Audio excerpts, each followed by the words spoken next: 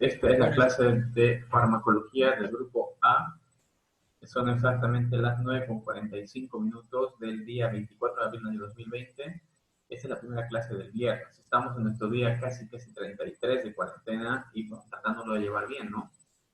Hoy día vamos a hablar sobre un tema que es una continuación natural de lo que hemos visto ya, que es relacionado con la farmacodinámica.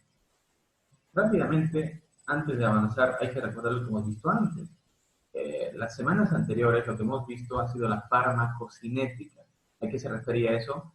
A lo que mi cuerpo le hace al fármaco.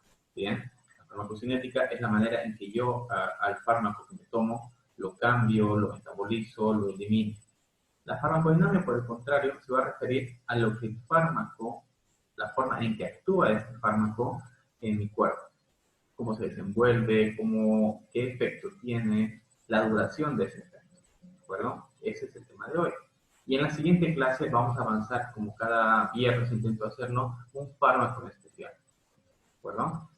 Entonces, de manera muy general, esta farmacodinamia era justamente esa rama que se dedicaba a estudiar justamente las acciones y los efectos, ya sea antagónico, agónico, que sea sinérgico. Vamos a ir viendo qué efecto tiene cada una de estas. ¿Bien? Entonces, ese efecto del fármaco que estoy tomando, qué es lo que hace a nivel hepático, su efecto secundario, su efecto colateral, qué efectos indeseables tiene, incluso las alergias entran en este espacio.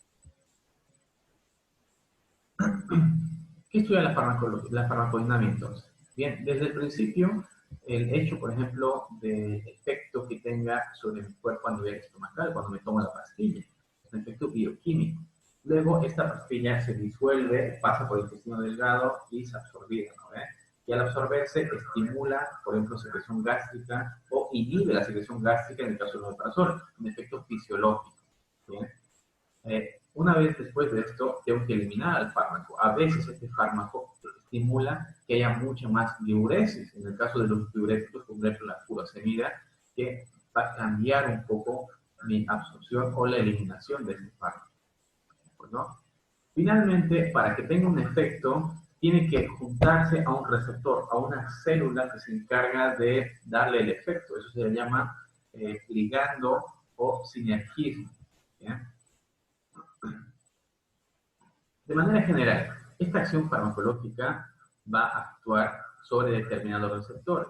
Bien, estos fármacos suelen ser tanto agonistas, es decir, que potencian un efecto, antagonistas que cortan el efecto, o agonistas parciales, es decir, que ligeramente dan un empujoncito para que se haga un efecto. ¿Qué ejemplo podemos usar? Un agonista podría ser un fármaco como la cafeína, por ejemplo, ¿verdad? Que lo que hace la cafeína es estimular el sistema metabólico y hace que nos quite el sueño. Un antagonista es la acetilcisteína que utilizamos en el tratamiento para la intoxicación por paracetamol. ¿Se acuerdan bien? Cuando hablamos de paracetamol, habíamos hablado de que la intoxicación podía producir necrosis hepática. Bien, pero cuando estamos intoxicados por paracetamol, existe algo que es su contrario, su antagónico, es la acetilcisteína. Esta acetilcisteína actúa evitando el efecto de daño celular que hace el paracetamol. Eso es un antagónico o antagonista. Bien, entonces, de manera general, un concepto del libro sería que el agonista completo o agonista puro es el que tiene la capacidad de que se une a su célula receptora. ¿Bien? Y al producirse esa unión, estimula que esa célula tenga cambios y desencadene efectos a nivel de toda la célula y todo el tejido, puede ser también. Un agonista parcial solamente va a dar una pequeña señal o un pequeño efecto, y ese pequeño efecto va a hacer que la célula por sí sola cambie su forma de actuar. O tenga un efecto, se llama como una especie de dominó. Los tableros de dominó, empujamos una pequeña pieza y hace que todo caiga, ¿verdad? El agonista parcial es muy parecido. Hace que caiga una pequeña pieza y desencadena por sí sola la célula el efecto. Y el antagonista lo que hace es que se une a su receptor, pero en vez de potenciar, inhibe o corta el efecto que tendría que tener. En este gráfico, por ejemplo, tenemos lo que hace un efector, ¿verdad? Esta sustancia química puede ser una hormona, puede ser un neurotransmisor. Cuando llega a su receptor, da un efecto, ¿verdad? Vamos a poner acá. Voy a dibujar. Esto digamos que es adrenalina. Bien, vamos a ponerlo acá, la adrenalina. Cuando llega a las células nerviosas, entra en condiciones normales y produce un efecto. Un efecto puede ser, por ejemplo, aumento de la frecuencia cardíaca. Eso es lo natural. Bien, un agonista, ¿qué es lo que hace? Pues aumenta ese efecto. En el caso, por ejemplo, de la noradrenalina o la dopamina o dobutamina, que son vasoactivos, tiene un efecto muy similar. Vamos a ponerlo acá entonces. Supongamos que este fármaco en azul es noradrenalina, norepinefrina. Bien, esta nora lo que va a hacer, va a entrar en la célula y junto con la sustancia química que sería la adrenalina, entre ambas van a potenciar ese efecto. ¿Qué efecto va a ser? Además del aumento de la frecuencia cardíaca, va a haber vasoconstricción. Bien, entonces hablamos de que un agonista no solamente va a hacer un efecto en la célula, sino va a potenciar y puede haber un efecto secundario deseable o indeseable. Por el contrario, el antagonista es un fármaco que va a entrar y va a tapar esa entrada a la célula. Uno que me gusta utilizar de ejemplo mucho es el flumazenil.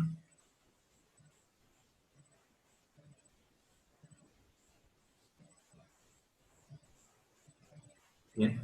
El flumazenil, por ejemplo, es un fármaco que se utiliza para contrarrestar los efectos de la sobredosis por clonazepam, lorazepam, alprazolam, todos los ansiolíticos. Todos nosotros alguna vez hemos tomado algún fármaco para dormir, ¿verdad? Sobre todo cuando están en temporada de exámenes, yo sé que ustedes se meten de todo, ¿verdad? Desde coca hasta fármacos para dormir, fármacos para no dormir. Lo sé porque mis alumnos siempre me están pidiendo recetas. Entonces, hay veces que se nos pasa la dosis. Un ejemplo es el diazepam, que es excelente para inducir el sueño, pero la dosis normalmente es medio comprimido o un comprimido para dormir. Hay gente que se tomará 5, 10, 15, 20 comprimidos. Entonces, ese fármaco va a entrar y va a suprimir la respuesta respiratoria y el paciente puede morir. Cuando nos llega un paciente con intoxicación por alprazolam o por diazepam, lo que hacemos es darle su antagonista. El antagonista del diazepam o de las benzodiazepinas es el flumazenil. ¿El flumazenil qué es lo que hace? Pues básicamente es como una tapa, lo que estamos viendo, tapa los receptores de las células nerviosas, de modo que el clonazepam o el diazepam que está girando, que está circulando por sangre, no puede entrar en la célula. ¿Por qué? Porque la puerta está tapada por el flumazenil. Y si no entra en la célula, no va a tener su efecto. Eso se llama efecto antagónico o antagonista. Inhibe el efecto.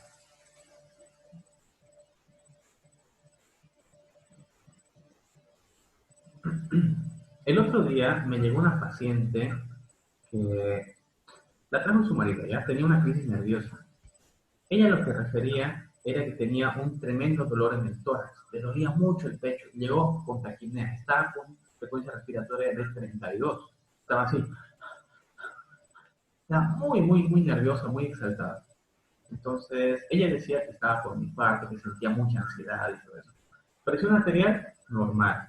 Temperatura, normal. No había tos, no había baja saturación, no había antecedentes de fiebre, no había nada en pulmón. Estaba bien, ella estaba normal. Lo que pasa es que tenía ansiedad. Ella decía que siempre para dormir tenía que tomarse algún medicamento que le ayude a dormir. Entonces yo entendí, me fui un poco en indirecta y le dije, ¿sabe qué? Le vamos a colocar algo para que le ayude a dormir y la relaje. Entonces incluso le dije, ¿sabe qué? Le voy a pinchar algo y eso le va a ayudar a dormir. Y le va a dar mucho sueño. Se lo dije así. La licenciada le dije que le ponga una ampolla de agua destilada. Entonces ella le puso el agua destilada, solamente era agua, nada más. Se lo puso por vena y ella incluso dijo, ¿sabe qué? Me duele un poquito esta aguja. Dijo, ¿no? Se la pinchó y todo eso. Y a los 10 minutos se quedó dormida. Dijo que tenía mucho sueño, que se sentía mucho mejor y así se fue a su casa. Ese efecto psicológico se llama placebo. ¿Bien? Este placebo lo utilizamos mucho en medicina para descartar cuadros psicológicos o neurológicos como la paciente nuestra. ¿Bien? Es un tipo de efecto, ¿ya?, de parte de la farmacodinamia que tiene gran factor neurológico y no tanto orgánico. Y ustedes lo van a ver muy, muy seguido. ¿Bien?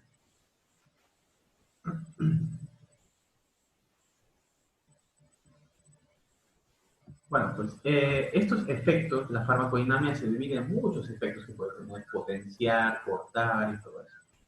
Eh, Algo que hay que aclarar es de que el fármaco que yo me voy a tomar no crea eh, funciones nuevas o efectos diferentes en la célula.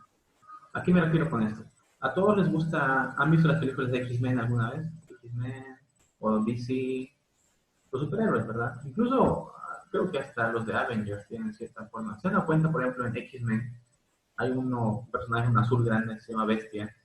Bueno, pues Bestia es un científico que es alguien muy inteligente, ¿ya? Y que él inventó un fármaco que al pinchárselo le quitaba el efecto mutante.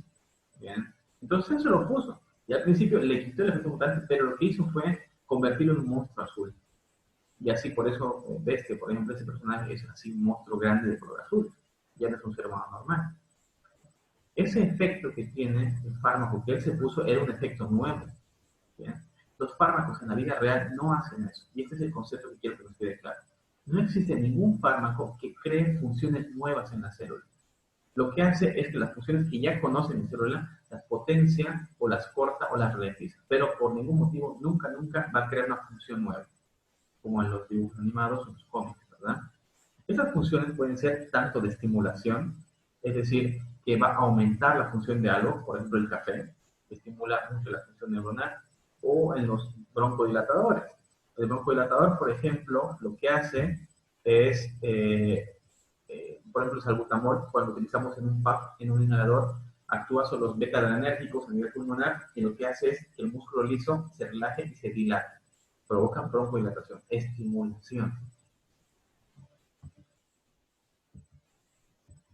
Otro efecto puede ser, en vez de estimular, cortar algo. Eso se llama inhibición. Un ejemplo es un fármaco que se utilizaba hace muchos años, propanolol. Hoy en día casi no se utiliza. Creo que está prohibido en Sudamérica. En Brasil se lo encuentra, en Argentina se lo encuentra.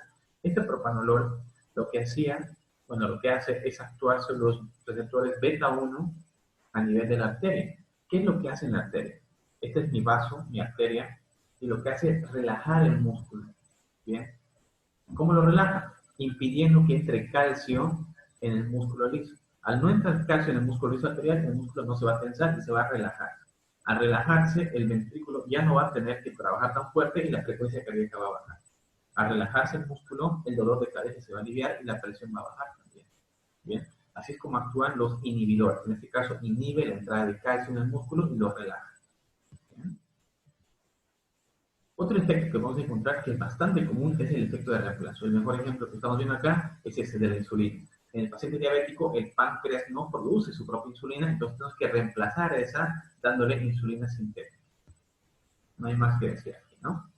Y la última, la función antimicrobiana, que es básicamente matar o inhibir el crecimiento de alguna célula patológica, en este caso bacterias, parásitos, virus, eh, hongos, cualquier cosa. Ese efecto antimicrobiano también es parte de la farmacodinámica. Hemos visto entonces 4 ahora, pero realmente hay muchísimos más. Hay efecto antagonista, efecto inhibidor, hay efecto potenciador, hay efectos incluso de largo plazo. Y todos esos efectos van a encontrarse en todo este rama de farmacodinámica que estamos viendo ahora. Bien, ahora vamos a ir de lo más pequeño a lo más grande. Cuando tomo mi paracetamol, porque me duele la cabeza, tengo fiebre, este se libera un montón de moléculas. ¿Bien? Y estas moléculas actúan desde la más pequeña célula hasta el más grande. Entonces vamos a ver los niveles a los que actúan. Cuando hablamos de actuación a nivel molecular, por ejemplo, nos referimos de la célula como tal, la parte más pequeña que tenemos, la molécula del fármaco va a atravesar la membrana celular o va a interactuar con las enzimas o células que están alrededor. Eso se llama acción o farmacodinamia a nivel molecular, en lo más pequeñito.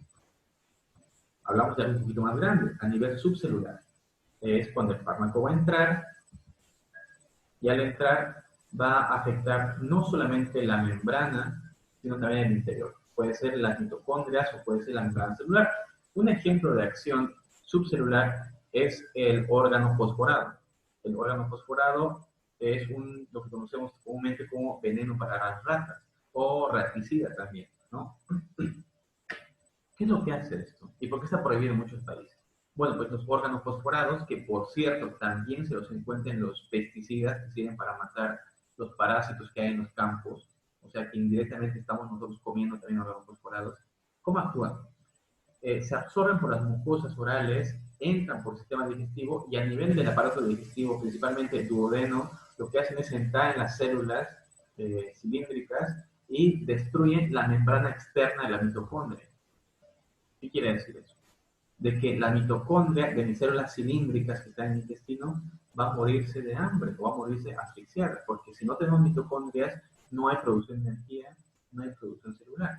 Resultado, pues las células cilíndricas del intestino empiezan a morir lentamente y al morir empiezan a producir derrames y hemorragias. Así es como actúan los raticidas. Y es muy, muy doloroso y lento. Por eso en muchos países está prohibido esto, porque cuando un animalito, un ratón, por ejemplo, se come esto, su muerte es lenta, no muere rápidamente. Muere de una hemorragia digestiva después de 3, 4 días de agonía. Imagínense que eso pasa cuando alguien se lo toma. Una época, aquí en Santa Cruz estaba muy de moda, donde las chicas se peleaban con el novio, lo primero que hacían era comprarse 4 o 5 sobres de veneno para ratas y ¡plum! Se los tomaban. Y pasaba lo mismo, estaban 5 o 6 días agonizando. ¿Por qué? Porque esta muerte es lentamente. Mi célula muere de hambre porque no hay mitocondria. Y provoca hemorragia. ¿Bien? Esto es una actuación a nivel subcelular. No entra directamente al núcleo de la célula, pero actúa con sus organismos. Ahora, cuando hablamos de actuación a nivel celular como tal, directamente dentro de la célula, es el fármaco que va a atravesar y directamente va a actuar en el citoplasma y puede llegar a actuar en el núcleo también.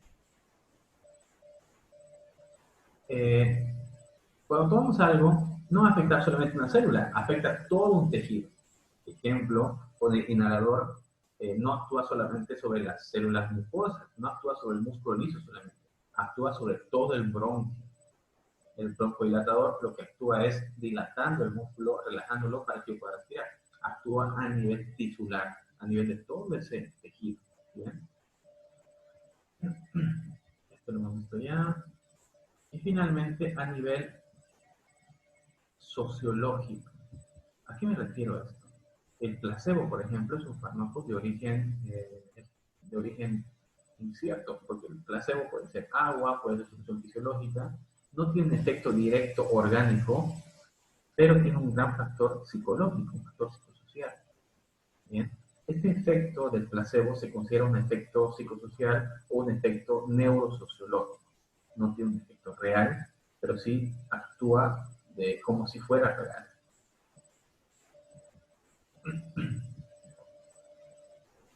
Bueno, pues para que pase esto, para que suceda este efecto farmacológico, tiene que darse una serie de pasos, ¿verdad?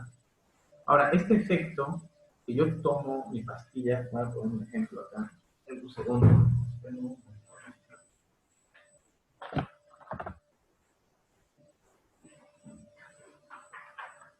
Como estoy en el trabajo, tengo la ventaja de que tengo un montón de fármacos. Tengo uno que es metformina, que es para la diabetes. Tengo un corticoide, un antiinflamatorio. Tengo otro antidiabético. Y tengo un antihemorrágico. Tengo un montón. Y las formas farmacéuticas que estamos viendo acá, por ejemplo, son una ampolla, que es una pequeña ampollita. Eso se va por viendo venosa. Lo tengo en... ¿Eso qué forma farmacéutica será? Le voy a dar un punto a quien me diga qué forma farmacéutica. Dígamelo por el chat. No lo escuché. ¿Qué forma farmacéutica es esta? La que estamos viendo aquí.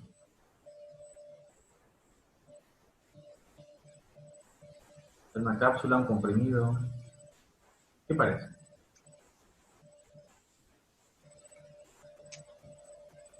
Es un comprimido.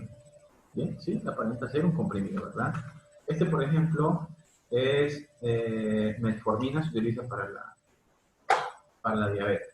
Bueno, pues ya sea una ampolla, por ejemplo esta de acá, sea un comprimido, incluso aunque sea un supositorio, yo lo que espero es un efecto farmacológico. Yo quiero que ese fármaco tenga efecto en mí. Por ejemplo, si me tomo metformina es para que me baje el azúcar. ¿Bien? El hecho de que yo me tome esto para que me baje el azúcar se llama efecto primario. Es para lo que está hecho el fármaco. El corticoide, como la dexametasona, está fabricado como un inhibidor de la vía de la lipoxigenasa, es decir, que es un antiinflamatorio esteroideo. Su función primaria o su efecto primario de la dexametasona, por ejemplo, en este caso, es antiinflamatorio. Es para lo que está hecho el fármaco. Este concepto quiero que les quede claro. Efecto primario es para lo que está fabricado el fármaco. Paracetamol para el dolor, antibiótico para las bacterias. Pero después de que yo me tomo eso, el fármaco no tiene un solo efecto. ¿Bien? Tiene muchos efectos secundarios. Uno de estos efectos secundarios es el efecto indeseado. ¿Cuál es el efecto indeseado? Es algo que yo no espero que pase. ¿Se entiende? Como cuando me tomo... ¿Cómo se llama este acá? El otro día me estaba doliendo mucho la cabeza, ¿ya? Porque estoy todo el día en la computadora. Y en la tarde, más o menos a las 2 de la tarde, me tomé un analgésico, me tomé un tramadol. Me dolía mucho la cabeza y me tomé un tramadol. Me alivió perfectamente. Pero el problema fue que me dio sueño después. Y más tarde me dieron ganas de vomitar.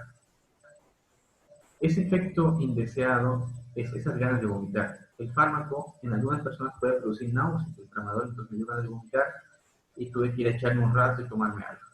Ese efecto que yo no espero se llama efecto indeseado.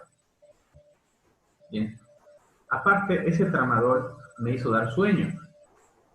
Cuando se fabricó el tramadol la primera vez, se descubrió que lo que hacía era suprimir un poco el centro respiratorio y bajaba la presión.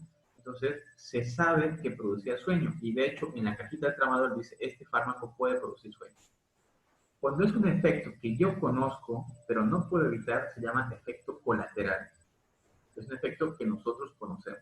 Otro ejemplo que es el antihistamínico. Por ejemplo, se toma bastante el Alergin, lo conocemos como clorfenamina, es excelente para las alergias, pero su efecto secundario, perdón, su efecto colateral conocido e inevitable es que produce mucho sueño en el paciente.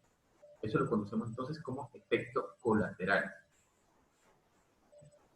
Un efecto secundario es un efecto que a nosotros depende mucho del paciente y la dosis que les demos. Un ejemplo está en el caso de los antihistamínicos, ¿sí? Un efecto indeseable, un efecto secundario suele ser el sueño y este sueño puede conducir, si se toma una dosis exagerada, puede llegar a producir supresión del centro respiratorio. ¿Sí? Es un efecto secundario, pero dependiente de la dosis. ¿Qué pasa cuando me paso con la dosis, como por ejemplo hace rato? Toma un paciente muchos tramadoles o se toma mucho diazepam. El diazepam, que es una benzodiazepina antidepresivo que produce sueño, si se toma demasiada dosis, hablamos de 5, 6, 7 fármacos en menos de 8 horas, puede producir también supresión del centro respiratorio y muerte del paciente. Es un efecto tóxico que puede llegar a ser un efecto letal. El efecto letal es algo que ya nosotros no queremos que pase. De todos estos, existe uno, lo voy a poner en el chat antes que, para que... Bien. Hay uno de todos estos efectos que se llama idiosincrasia. Bien. La idiosincrasia es un efecto que es único en el paciente. ¿Alguien tiene una pregunta? Sí, dígame. No, perdón. Ah, ya, no pasa nada. Bueno, pues la idiosincrasia es el efecto que es único en un paciente y que no pasa en casi nadie. ¿Qué quiere decir eso? Que a todos, cuando nos tomamos el ibuprofeno, nos alivia el dolor. Pero puede que haya un paciente que yo le dé su ibuprofeno y en lugar de quitarle el dolor, le produzca diarrea, por ejemplo. O incluso le produzca toxicidad y acabe produciendo necrosis hepática. Pero solamente a esa persona, a nadie más. Eso se llama idiosincrasia. Es lo que el fármaco nos hace a nosotros, pero que no tiene nada que ver con las demás personas. Esta idiosincrasia es peligrosa porque nosotros no lo esperamos y puede pasar en el paciente menos imaginado.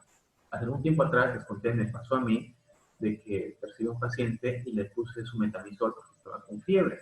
Le di metamisol endovenoso y después de media hora aproximadamente empezó a dar una respuesta general. La respuesta era trastornos neurológicos con mucho sueño, le bajó la presión y empezó a manifestar síntomas de que estaba con una respuesta alérgica. A su padre nunca le pasó, a sus hijos nunca les pasó, a él solamente primera vez en la vida que le pasaba esto. Y eso que antes ya se había puesto metamisol.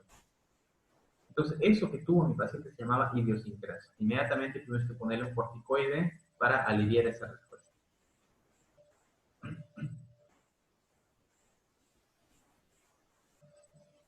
Para que este fármaco actúe, sea cual sea, tiene que actuar sobre algo que lo reciba y que lo conecte con el resto de la célula. Eso se llama receptores. Existen muchos tipos de receptores. Pueden ser directamente que estén sobre la superficie celular, que lo agarren el fármaco, o que pueden ser traídos por otros. En este caso pueden ser las enzimas, pueden ser hormonas que transporten al fármaco o proteínas transportadoras como la albúmina. Al llegar, ya sea transportado o directamente, van a descargar una cadena de efectos que van a ser justamente lo que estamos viendo ahora mismo. Los receptores están en todas partes. Tengo receptores sensitivos, tengo receptores en la piel que absorben las cremas, por ejemplo. Tengo receptores celulares, canales de potasio, de sodio y de calcio. Entonces, estamos en muchas partes, pero los principales van a estar en la membrana. Los principales receptores vamos a encontrarlos sobre la superficie celular, que es donde va a actuar el 99% de los fármacos directamente.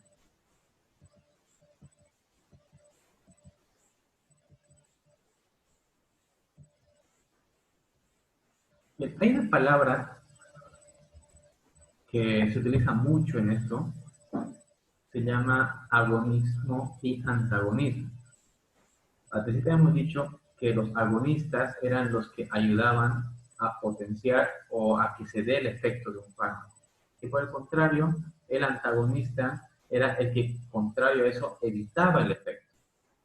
Además de eso, existe otro efecto con los fármacos que se llama sinergismo. ¿Qué quiere decir sinergismo? Bueno, el sinergismo básicamente se refiere al hecho de que cuando se juntan dos cosas, van a mejorar mucho.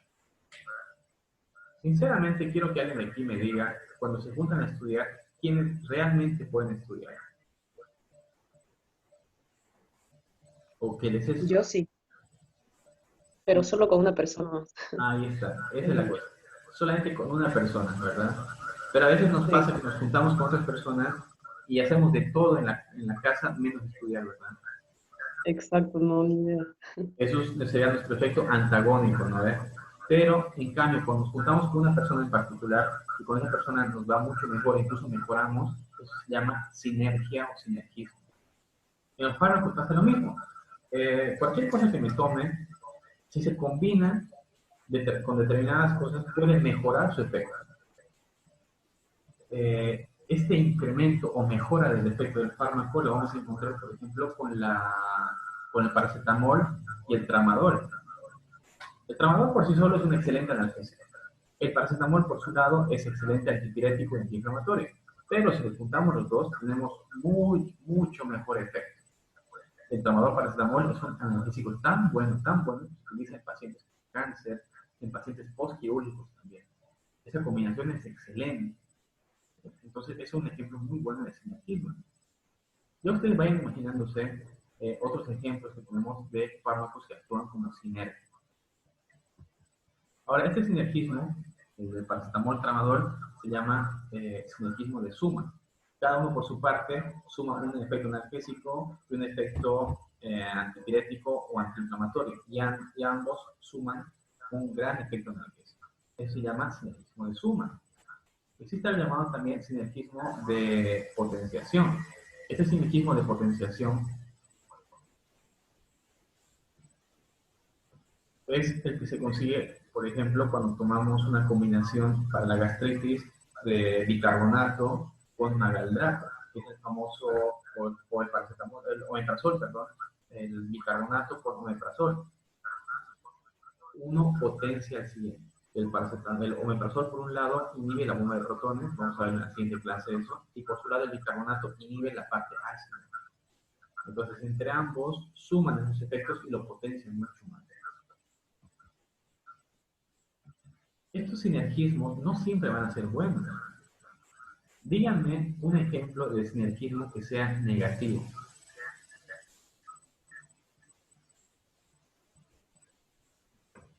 Una combinación que les gusta hacer a muchos cuando salen de fiesta que no es nada bueno. Combinación de bebidas. Combinar cerveza con tequila, por ejemplo. Sinergismo para que uno quede más borracho. Algo así.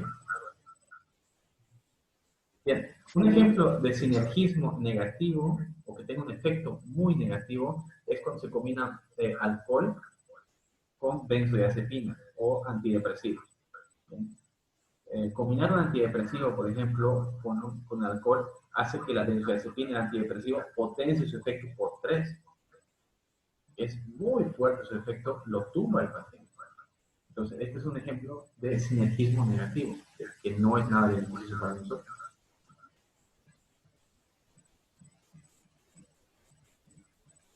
Doutor, Sí, dígame.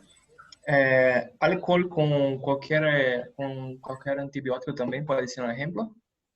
Sí, también. En este caso no hablamos de sinergismo, sino antagonismo. Por ejemplo, cuando tomamos cefalosporinas, como la cefixima, que es un excelente antibiótico, cuando lo combino con alcohol, por ejemplo, lo que hace es inhibir al efecto del antibiótico. Yo me tomo alcohol con mi cefixima y la cefixima la voy a orinar completamente. No va a tener ningún efecto. Ese sería un ejemplo de antagonismo. Otro ejemplo de sinergismo negativo sería combinar el metronidazol con alcohol. El metronidazol, cuando se lo combina con alcohol, lo que hace es estimular la motilidad intestinal, la potencia muchísimo y estimula el vómito. Por eso el paciente que está tomando metronidazol no puede tomar alcohol porque va a acabar vomitando mucho más fuerte. Y el alcohol va a entrar mucho más rápido en las células y se va a emborrachar mucho más rápido también.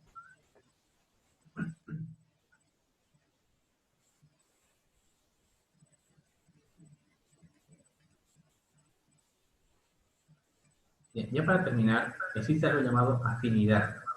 ¿Qué quiere decir afinidad? Es la facilidad que tiene un fármaco para llegar a determinados tipos de células.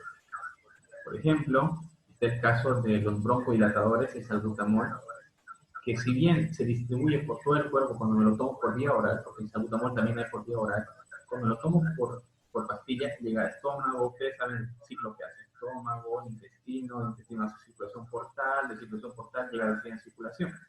Se distribuye por todo el cuerpo, pero por lo general tiene afinidad para unirse a los receptores beta 1 adrenérgicos. Bien, eso quiere decir que si bien se distribuye por todos lados, este prefiere y hacer mucho mejor efecto en determinados receptores. Esa capacidad de unirse a determinados receptores se llama afinidad farmacológica. Bien. Me estoy quedando sin tiempo, tengo 5 minutos. Voy a terminar esta clase. Voy a crear otra, la segunda parte. En la segunda le voy a mostrar un video, ya para terminar. Y así que nos vemos, son las 10:20, nos vemos a las 10:25, exactamente. Vamos a hacer un par de videos, llamo lista y nos vamos, ¿de acuerdo?